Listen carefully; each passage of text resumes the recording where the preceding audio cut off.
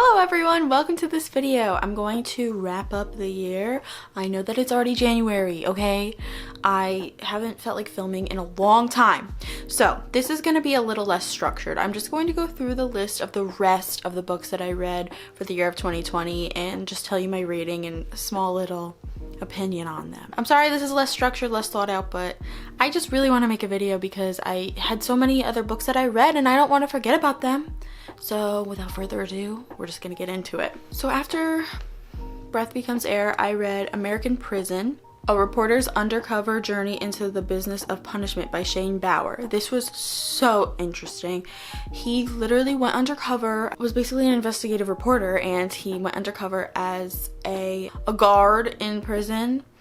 And he documented what he saw in the prison, and he also went back and forth between explaining the history of prisons and how they came to be, and also modern day as he experienced it, how prisons function today. Super interesting. It made me think so much differently about incarceration and things like that. I was so around the time I was reading this, I was super into prisons and life in prison and civil rights and all this stuff, because I also read another book, but I'll mention it at some point.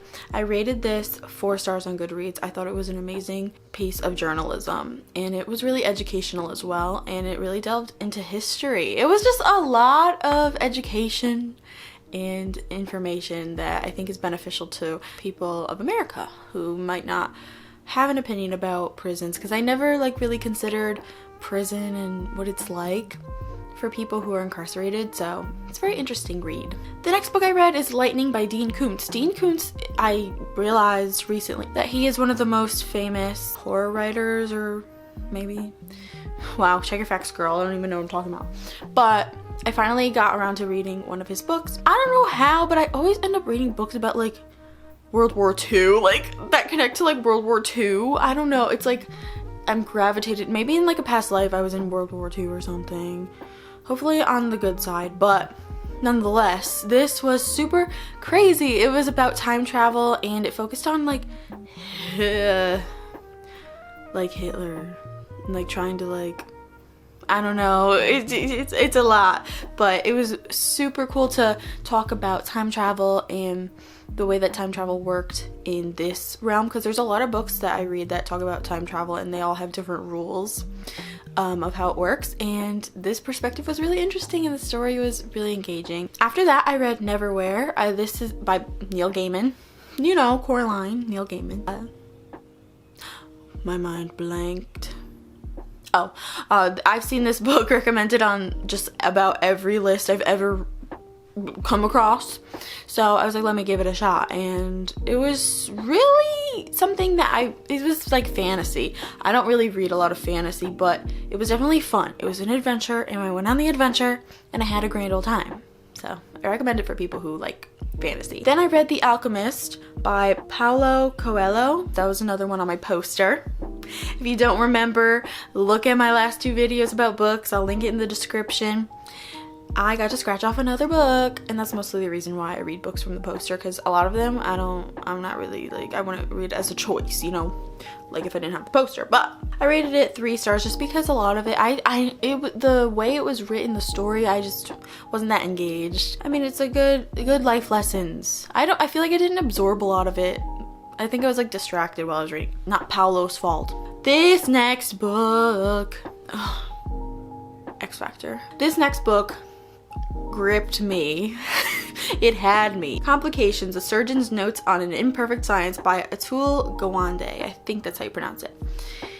He is so informative, the way that he writes about stop, because I learned so much about certain medical procedures, and I was just so intrigued the entire time. I rated it 5 stars. I definitely recommend, even if you're not in the field. I'm not anywhere near the field. The next book are Prisons Obsolete by Angela Y. Davis. This is a very popular read, actually, especially in the realm of prisons and social justice and all of that. And it was super informative, really interesting, very scholarly, I'd say. The prison system and how it was built is just something to really ponder, and it changes your perspective on it. The next book is Smoke Gets in Your Eyes and Other Lessons from the Crematory by Caitlin Doughty. She actually has a YouTube channel, if you don't know. Ask a Mortician. My brother loves her. He's been obsessed with her for years, and I was just like, all right, Chris, like, be quiet. But it was super interesting to learn about what it's like to prepare bodies for like the grave or like cremation and everything, and it really made me think about my experiences with death and how if I had more information about the funeral industry, I would definitely have done things differently for a loved one's funeral. And I also started to consider like what I would want for mine, even though like I'm not planning on going anywhere anytime soon. I'm here to stay, but like it's still something to think about because you never know what could happen, unfortunately. The next book is also in the field of social justice and prisons and everything. Exoneree Diaries: The Fight for Innocence, Independence, and Identity by Alison Flowers. This book basically had, I think it was 4 stories of different people who were exonerated from prison and how that affected their lives in terms like personally and with their family, and also socially, because a lot of these people were imprisoned in the 90s and got out in the 2010s, which is a huge difference. It's really sad to read, but also you want to be happy for them because they were able to get out, but it's just years of their lives they won't get back, and it's just a lot to think about. And it also was, I was like, can I be a lawyer? Should I be a lawyer? I could not be a lawyer. I would laugh too much, and I would be like, if I just couldn't. But it really made me think about certain like issues with the justice system. The next book I read, The Dead Zone by Stephen King. We're back with Stephen. I missed you so much. I'm so glad you're back in my life. This book was a roller coaster. Okay, airplane. Okay, this was a roller coaster and a half. I had no idea where the heck this was headed. The main character, you sympathize with him so much. Like, I can't even get into it because I will spoil it, but The Dead Zone. It sounds more intense, like the title, I feel like, and it's not really as intense as I thought it was gonna be, but it was definitely interesting because, you know, he's in a coma and then he wakes up and he's like, what the freak? Trying to censor myself. And friends that I have read it and we all love it, so for better for worse. The next book I read, love it, resonated with it 100%, and I recommend this. Stop what you're doing and listen, because I recommend this book to everybody. I don't care if you don't believe in therapy. I don't care if you're like, oh, I don't need it, whatever. No, you need this in your life. You need to hear what she has to say, because it's not preaching to you, you know? It's just reflecting on certain situations in life, and maybe you'll relate, maybe not. It's just so intriguing and self-reflective. It's called Maybe You Should Talk to Someone, A Therapist, Her Therapist, and Our Lives Revealed by Lori Gottlieb. Recommended by Miriam. Shout outs, girl. Shout out again. I literally recommend this to everybody. I can't even get into it right now. Just read the synopsis, read like a blurb or something, like, and then you'll be like, okay, I can see where this is going. And I was like, should I become a therapist? Why do I want to like take every career path that I like read about? Anyway, the next book I read is Girl in the Woods, a memoir by Aspen Mattis. Super sad story that she has, but very empowering story that she made for herself, traveling on the trail that she traveled from the border of Mexico to Canada. Oh my goodness, she went on such an adventure. It was insane. It kind of made me want to walk into the mountains and go hiking. See, I just want to, like, I'm such a follower. Like, can I have an original thought, please? But she separated herself from the life that she used to have and made a new one for herself, and even found her husband along the way. But there's another book on my list by Aspen Mattis, and it's actually about like her husband went missing. So I'm excited to read that. 2021, I'm ready for ya. To really help me reflect on my own life and feel like it's possible to get out there and find who you're supposed to be. And I don't think I have to walk like from Mexico to Canada to do that, but like, who knows, maybe I will. Comment if I should. I'm just kidding. And the last book that I finished in 2020, because I'm reading a book right now that I started and I'm still working on because it's super long. Steven, love you. But it was actually the second book by Caitlin Doughty called From Here to Eternity, Traveling the World to Find the Good Death. And basically, she traveled around the world, as you know, she said in the title, and she basically went to different places and different cultures to see how they handled death and how they either celebrated it or celebrated the life and how they prepared bodies and everything, and what they did with bodies after death.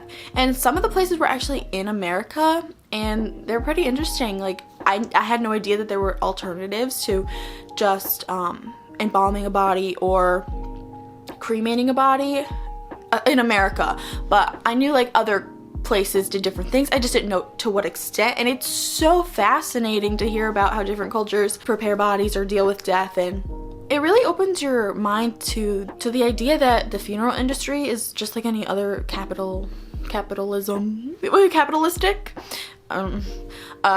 industry where it's all about the money. Embalming or cremating is so much, like it costs so much money. Getting a casket, getting an urn, like it's crazy. Like, okay, if you want that, like that's fine, but I'm just saying like there are other alternatives that I had never considered, but Caitlin really opened up my eyes, so thank you, Caitlin. So those are the last books that I read in 2020, and I am already reading for 2021. I am so excited to continue reading. The books that I've been reading lately are so interesting, and I get so excited about them, about them, and I just love to share it with the world. If you see this, thank you for sharing my excitement with me and sharing these experiences. I hope that some of these books seem intriguing to anyone. I would love if someone like saw this video and got inspired to read one of the books, or inspired you to even like consider reading the books. You don't have to, but so my goal for this year, I set it on Goodreads, is 20 books, because I don't know what this year's gonna entail. I read 32 books.